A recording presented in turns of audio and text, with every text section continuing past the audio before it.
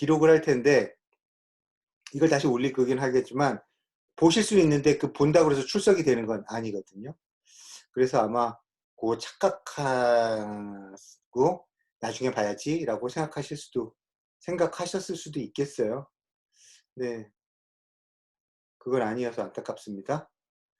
그러면은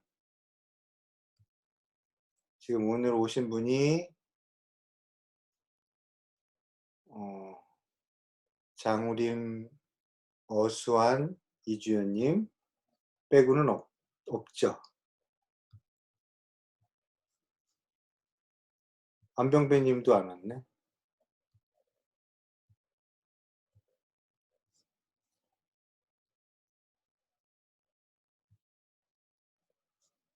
너무 의외. 뭐 그래서 오늘은 세 분만 출석이다 라고 하는 음 초유의 사태가 벌어졌습니다. 자,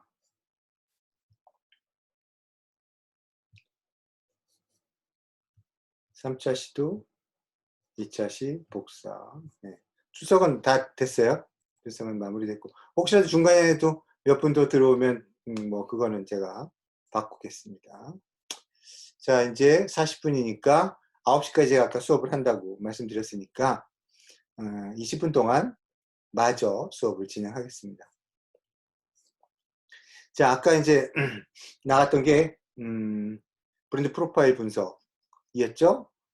외부 프로파일, 내부 프로파일 고거를 인제 하나하나 어 짚어보겠습니다. 자, 그러면 파워포인트 파일로 넘어가서요. 자, 보면은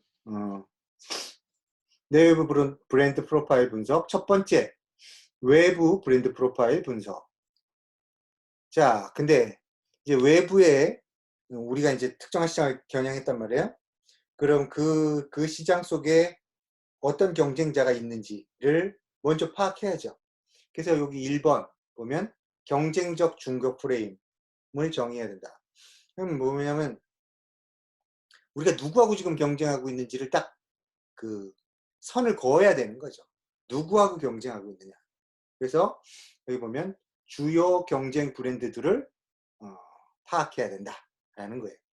자, 근데 그 밑에 보면 고려 대상 상표 분위기가 나오는데 이건 무슨 말이냐면 어 모든 브랜드가 우리의 경쟁 상대일 리는 없다는 거예요. 왜 그러냐면 시장에 있는 브랜드 중에는 소비자한테 아주 저평가받고 있는, 소비자들한테 좋지 않은 평판을 받고 있는 브랜드들도 있는데 걔네들은 우리 경쟁자가 아니죠.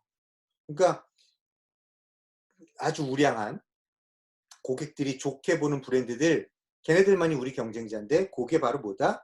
고려 대상 상표군이라는 거예요. 자, 그 다음에 두 번째 보면 경쟁 범위를 너무 좁게 정의하지 말라는 거예요. 자, 왜 그러냐면 경쟁이라는 건 굉장히 유동적이거든요. 외부에서 경쟁자가 툭 들어올 수도 있고 전혀 예상하지 못한 데서 경쟁이 시작될 수 있기 때문에 뭐 예를 들어서 뭐 우리가 에어컨을 만드는 회사다. 그러면 에어컨을 만드는 회사의 경쟁자는 같이 에어컨만 만드는 회사, 이렇게 정의할 필요는 없는 거예요. 왜 그러냐면 여러분들도 알다시피 요새 공조기라고 그래가지고 따뜻한 바람 나오고 차가운 바람 나오고 그런 거 있잖아요. 그건 에어컨이 아니거든요. 그럼 공조기도 결국 뭐예요? 에어컨의 경쟁자죠. 그래서 이 경쟁의 범위를 좀 더 넓게 잡는 게 좋다라는 그런 의미예요.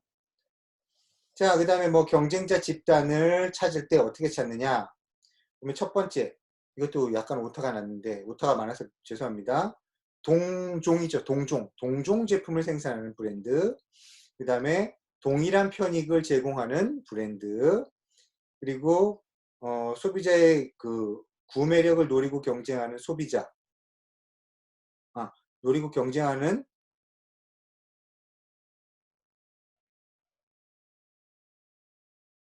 제품들.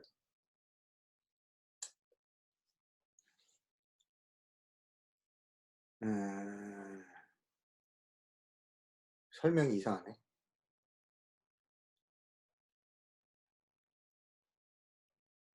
그러니까 소비자의 구매력은 똑같은 소비자의 구매력을 노리지만 서로 다른 내용의 그런 제품들도 결국 경쟁자로 간주한다는 거죠.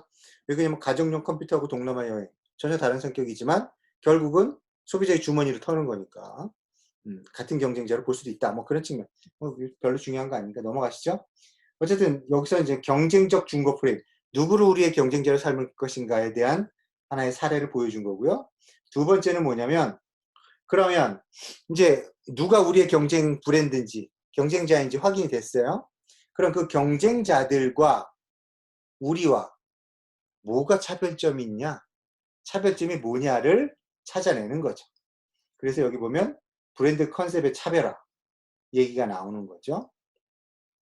여러 가지 사례가 나오는데 이걸 다 짚으면은 뭐 수업은 9시까지 못 끝나니까 쓱 지나가시죠.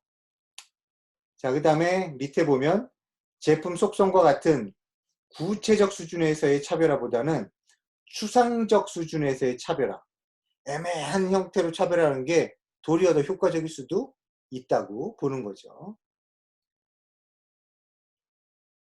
자, 예를 들어서 이런 거예요. 광동 비타 500. 자, 비타 500. 비타 500의 경쟁자가 누구죠? 바카스예요, 바카스. 비타 500하고 바카스하고 어떻게 차별화되나요? 몰라요. 소비자들은 몰라요. 네. 왜? 구체적으로 제시하지 않아. 그렇지만 사람들은 어떻게? 뭔가 확실히 다르다. 그렇게 느끼죠. 비타 500은 좀 더 젊게 느껴지고 바카스는 좀 고리타분하고 오래된 제품인 것 같고 약인 것 같고 그렇게 이제 차별화가 되는 거예요. 사실은 뭐예요? 다 똑같아요. 카페인 덩어리죠. 피로회복제. 그 다음에 뭐 아이보리 브랜드의 뭐 순수함. 아이보리 아시죠? 흰색 그 비누. 이게 왜 순수한지는 모르겠지만 뭐 그런 그 추상적인 의미인데 그게 다른 비누하고 차별화를 한다. 뭐 그런 얘기예요. 어쨌든 뭘 갖고 차별화하고 있느냐, 어떻게 차별화되느냐 그런 거를 보자는 거예요. 자, 세 번째는 뭐냐면 차별화 말고 뭐가 비슷하냐 이거예요. 우리가 내놓을 브랜드와 기존의 그 시장에 경쟁하고 있는 브랜드들이 뭐가 비슷하냐. 결국 유사점, 유사점을 찾아본다라는 거죠.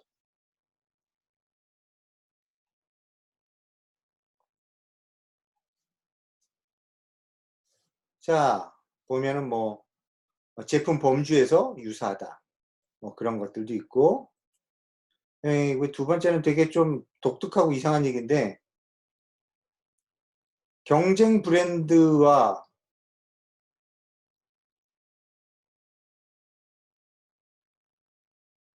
경쟁 브랜드가 내세우는 독특한 차별점을 무력화시키기 위해서 경쟁 브랜드하고 유사하게 해버리는 거예요.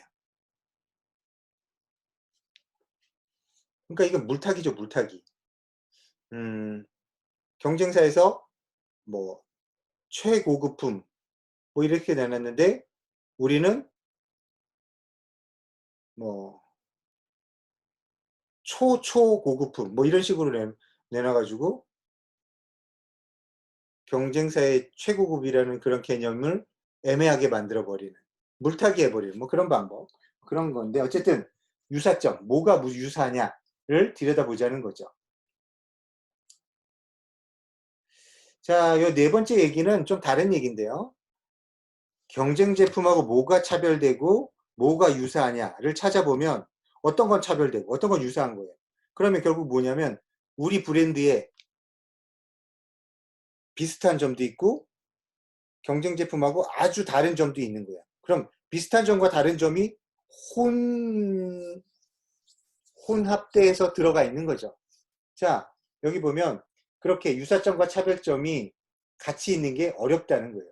왜 그러냐면 서로 부정적으로 상관되어 있을 수 있다는 거죠.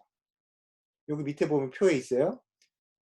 저렴하다라는 거하고 품질이 좋다는 섞이기가 어렵다는 거예요. 그러니까 만약에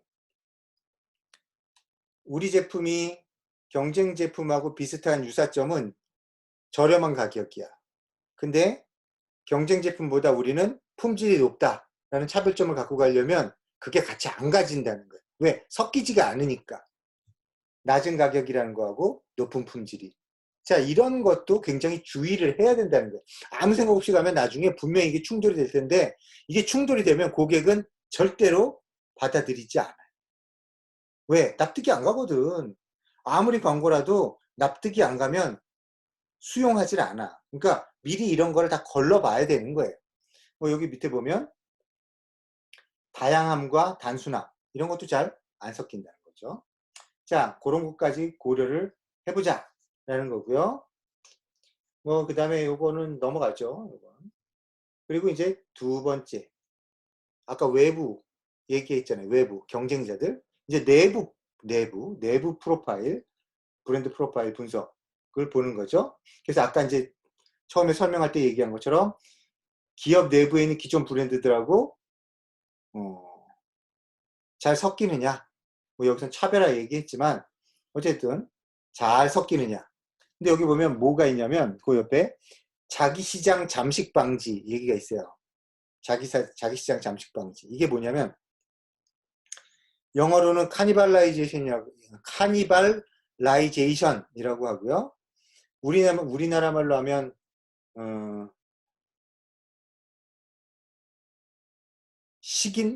식인풍습이라고 그래. 그러니까 자기가 자기를 먹는 거야. 그러니까 자기네 종족, 인간이 인간을 먹는 거, 그걸 카니발라이제이션이라고 하는데 여기서 뭐냐면 같은 회사 제품이 같은 회사의 또 다른 제품을 잠식하는 거죠. 그러니까 예를 들어서 이런 거죠. 요번에 그 자동차에 관심 있는 분들은 아시지만 G80이라고 해서 제네시스 새로운 모델이 나왔어요. 그래가지고 무슨 뭐 첫날인가 뭐 첫 주에 24,000대인가 예약됐다고 뭐 잘 나간다 그러는데 잘 나가면 좋죠. 근데 문제는 뭐냐면 현대하고 기아는 한통속이잖아요. 그래서 고급 차종으로 나온 예전에 내놨던 기아의 K9이 안 팔려. 그전엔 잘 팔렸어. 그랬는데 이 G80이 나오면서 같은 회사죠. 현대기아가 같은 회사니까. 기아의 K9 시장을 먹어 들어간 거야. 그러니까 G80이 잘했냐? 꼭 잘했다고 볼 수 없어요. 왜? K9의 시장을 내버려 두고 다른 시장을 먹었어야 되는데 그냥 G80 안 내놨어도 잘 팔릴 수 있는 K9 시장을 굳이 돈 들여갖고 G80을 만들어서 K9을 죽여버리고 그 시장을 차지해버린 거예요. 그러니까 지들끼리 땅 따먹기 해버린 거죠.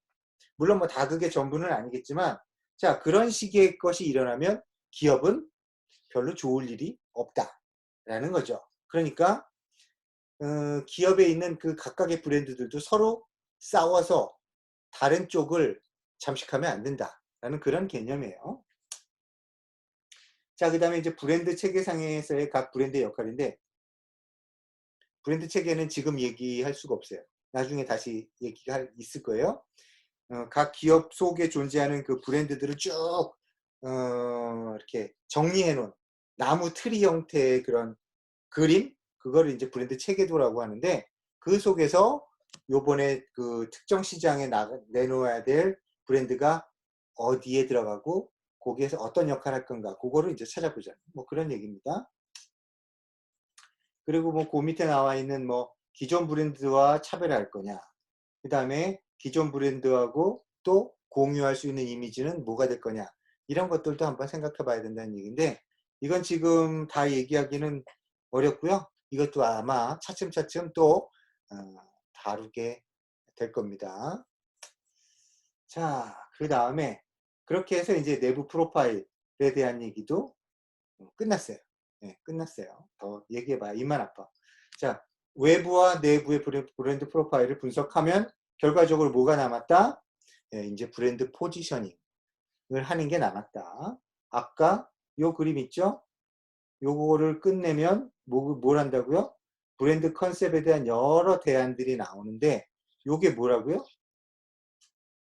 브랜드 포지셔닝을 개발하는 거다 라는 거죠. 브랜드 포지셔닝.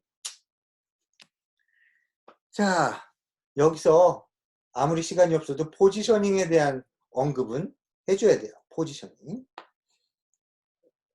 자, 이런 거죠. 어떤 기업이 새로 라면을 만들어. 신제품 라면을 만든다는 거예요. 새로운 기업이에요. 기존에 있는 라면 기업이 아니고. 뭐 아니면 뭐 기존에 어떤 기업이라도 상관없죠. 어쨌든 새로운 라면이 나왔어. 고객한테 자, 고객님, 당신들을 위해서 이 라면을 만들었어요. 자, 한번 드셔보시죠. 한번 사주세요. 라고 기업이 뭐 광고나 여러 가지 통해서 고객한테 다가와요. 그러면 이제 고객의 생각은 뭐예요? 네가 뭐야? 네가 뭔데? 라고 생각하죠. 네가 뭔데 왜 내 주의를 끌려고 그래? 네가 뭔데? 그 정체성 정하는 게 뭐다? 포지셔닝이다. 자, 우리 브랜드는 아니면 이 브랜드를 달고 있는 이 제품은 어떤 성격입니다. 자, 예를 들어서 여기 밑에 있죠? 브랜드 포지셔닝을 하는데 기준, 제품 속성, 불닭 라면이에요. 엄청 매워요. 속성에 맞춰가지고 자기들의 정체를 밝히는 거죠. 아니면 사용 상황, 뭐 여행 갔을 때 어떤 상황에서도 맛있게 끓일 수 있어요. 끝내줍니다. 상황에 따라서 포지셔닝 할 수 있어요. 뭐 아니면 이것도 오타가 났어요. 죄송합니다. 제품 범주, 포지셔닝. 우리 제품은 컵라면이에요. 컵라면의 일종이에요. 그러면 소비자가 내가 알고 있는 컵라면 중에 하나구나. 이런 식으로 어떤 범주에 딱 맞춰서 자기들의 성격을 이제 규정해 나가는 거죠. 누구한테? 소비자한테. 그 다음에 경쟁자 포지셔닝. 자, 신라면 여태 드셨죠? 요새 농심에 그 불매운동 많이 해요. 젊은 사람들이. 왜냐면 농심이 일본의 자본하고 관련이 있다고. 다 아시다시피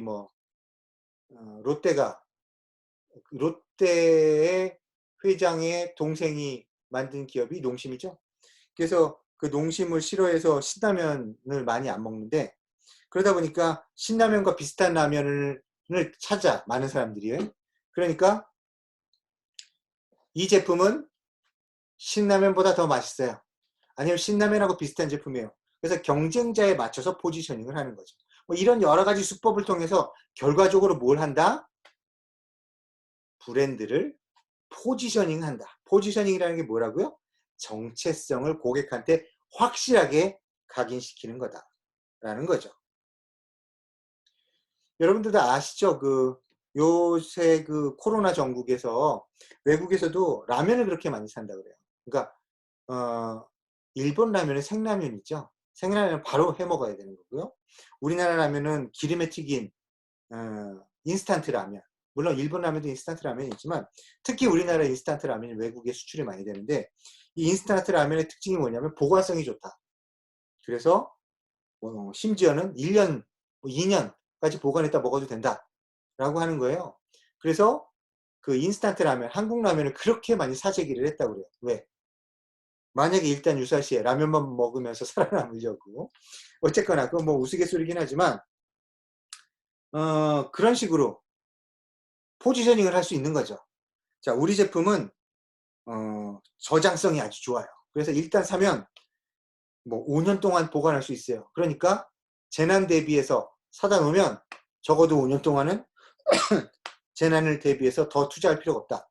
식량에 관해서는 이런 식으로 포지셔닝 할 수도 있는 거예요.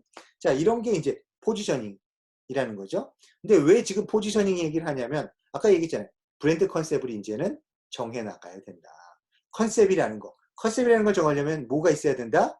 포지셔닝, 정체성이라는 거를 만들어 나가야 된다라는 거죠.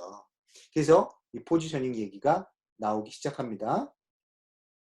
그래서 브랜드 포지셔닝 도출 과정은 첫 번째, 주요 고객의 욕구를 파악하고, 그 다음에 자사 브랜드와 경쟁 브랜드의 포지셔닝을 분석하고, 그 다음에 세 번째는 새로운 브랜드 포지셔닝하고 기존의 우리 회사의 브랜드와의 적합성을 검증하고, 그 다음에 이제 마지막으로 여기 보면 브랜드 포지셔닝 스테이트먼트인데 스테이트먼트는 선언이에요. 선언.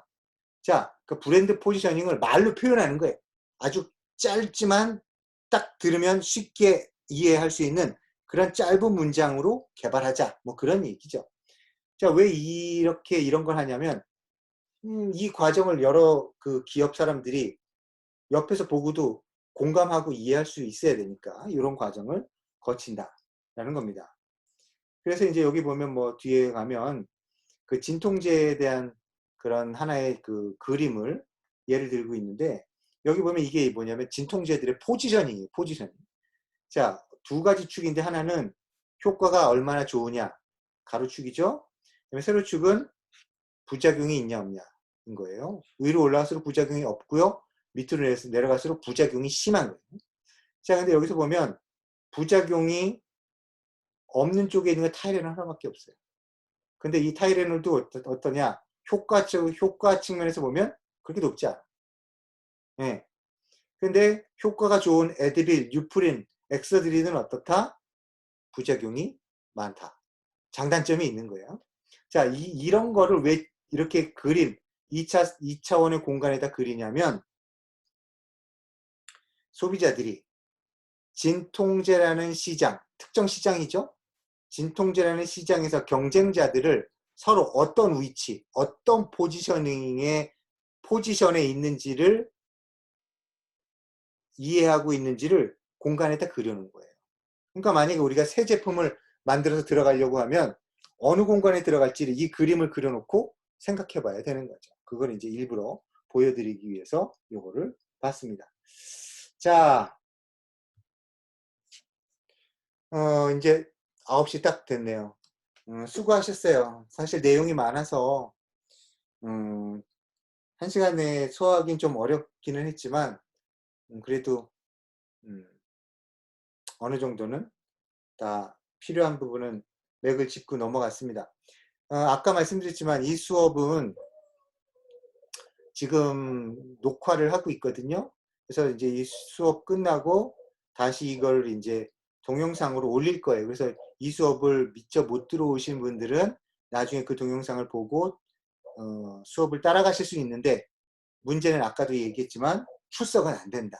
네, 지금 들어오신 3분 이외에는 출석이 안 되는 그런 부분이 있으니까 오늘 못 오신 지금 13분, 원래 13분인데 10분이 못 오신 건데 10분 뭐들한테도 좀 얘기를 잘 좀 전해주세요. 그래서 이게 이제 실시간 수업이니까 꼭 들어오시라. 늦게라도 들어오셔라. 그래야 출석에 불이익을 당하지 않는다라는 거. 그거 좀 잘 좀 전달해 주시고요. 혹시 아까 어떤 분은 공지사항만 읽고 안 들어오셨는데 실제로 이걸 어려워서 못 들어왔는지 모르겠는데 들어오는 방법에 대해서도 좀 이미 경험해 보셨으니까 안내를 자세히 해주시기 바랍니다. 어쨌든 실제 시간 2시간 걸렸죠? 7시부터 9시. 다음 주에도 7시부터 시작할 겁니다. 그래서 다음 주에도 똑같이 이렇게 줌을 통해서 아마 주소는 이 주소 그대로 될 것 같은데 그래도 혹시 모르니까 공지사항 꼭 한번 확인해 보시고 그 링크 눌러서 요번처럼 들어오시기 바라고요. 다음 주에 그러면 수업 시간에 뵙겠습니다. 그러면 한 주 잘 계시고요. 다음 주에 건강한 모습으로 뵙겠습니다. 예, 안녕히 가십시오.